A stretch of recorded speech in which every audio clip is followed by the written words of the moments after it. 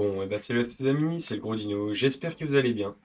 Et nous voici donc repartis pour une nouvelle vidéo des actus de la semaine. On va commencer cette vidéo simplement par le championnat d'Europe qui a eu lieu ce dimanche. Et on félicite Jessica Robinson qui a réussi à gagner ce championnat avec le deck Rika. J'ai réussi à vous récupérer la decklist que je vous affiche de suite. Donc on peut voir que le deck est à 45 et non à 40. Après, il y a des cartes qui permettent d'aller tuto ce qu'elle a besoin. Je pense notamment à Small World, qui est joué à 3. On voit aussi des board breakers tels que DRNM. Et en N-Trap, il n'y en a pas tant que ça. J'ai l'impression qu'il y a plus de N-Trap de Go second ou de N-Trap pertinentes. Notamment, je pense à Imperm qui touche tous les decks, H qui peut toucher aussi tous les decks, et Kurikara qui touche aussi pas mal de decks qui vont avoir des effets si jamais elle perdait le dice roll. On voit que même Pankra a été mis en main au cas où, encore une fois, elle ait perdu le dice. Donc, félicitations, c'est incroyable perf. Sachant que si je dis pas de bêtises, il me semble qu'elle a aussi fini en top 4 dans le championnat anglais et qu'elle était première à l'issue des rondes suisses. Donc, félicitations. On félicite aussi Gabriel Soucy qui a réussi à se qualifier pour les championnats du monde. Donc, c'est sa deuxième qualif pour les championnats du monde. Donc, incroyable, un Français qui va aller, c'est pas le seul, mais il sera présent lors de ces championnats et c'est juste incroyable. On continue les actus de la semaine, les amis, puisque je vais dédier un épisode spécial pour le récap du CDE qui sortira normalement jeudi. Donc, c'est pour ça que je ne vais pas m'éterniser dessus.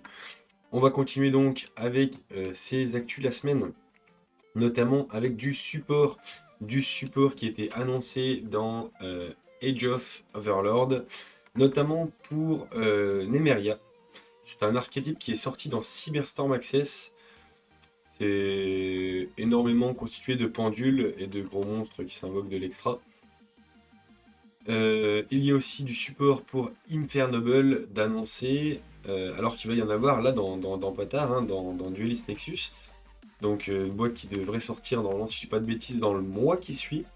Donc on voit une magie qui offre une negate de magie, donc ça pourrait être vachement utile pour DRNM, enfin pour éviter les cartes un peu board breaker qui pourraient embêter.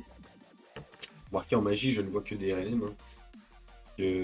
Super poli, il me semble qu'on ne peut pas répondre tout court, donc ça réduit le problème. Et du support pour Gaïa, puisqu'il y a une nouvelle fusion qui vient un peu étoffer, qui vient offrir une negate au deck. Le deck n'est pas... Le deck est tranquille, c'est un deck fun, hein, mais ça fait toujours plaisir d'avoir du support pour nos decks fun.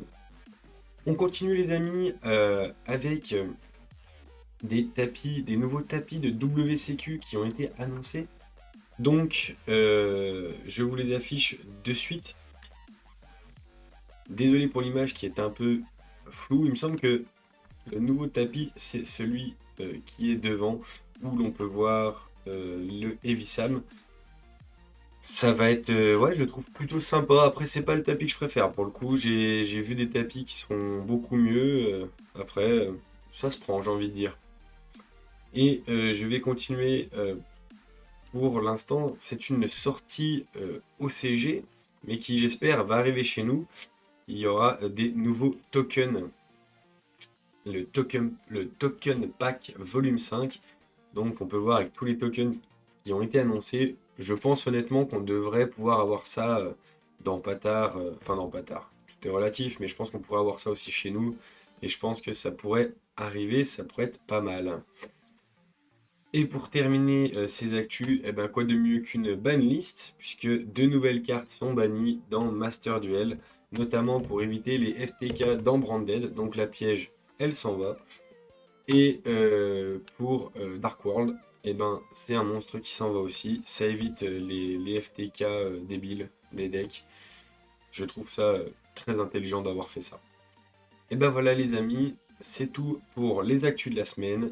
On va parler maintenant des résultats des tournois. Ce mercredi, il y avait à l'enjeu, à Chalon, un tournoi et c'est Lou Blanchard qui a fini premier. C'était un tournoi pour qu'il puisse s'entraîner pour le CDE. Donc je pense que l'entraînement a porté ses fruits. Il y avait ce dimanche 2 tournois. Le premier à New Games Infosseur et le deuxième un tournoi de l'assaut. Le tournoi de l'assaut, c'est Kevin qui a réussi à win le tournoi avec Runic, Strike et les petites Life Twin.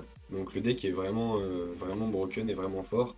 Perso, j'ai fini 3ème avec mon dino et j'en suis bien content puisque je devrais normalement pouvoir faire une deck profile du dino, je pense, d'ici la semaine prochaine.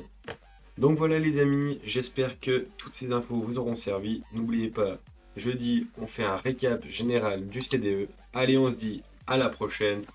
Ciao!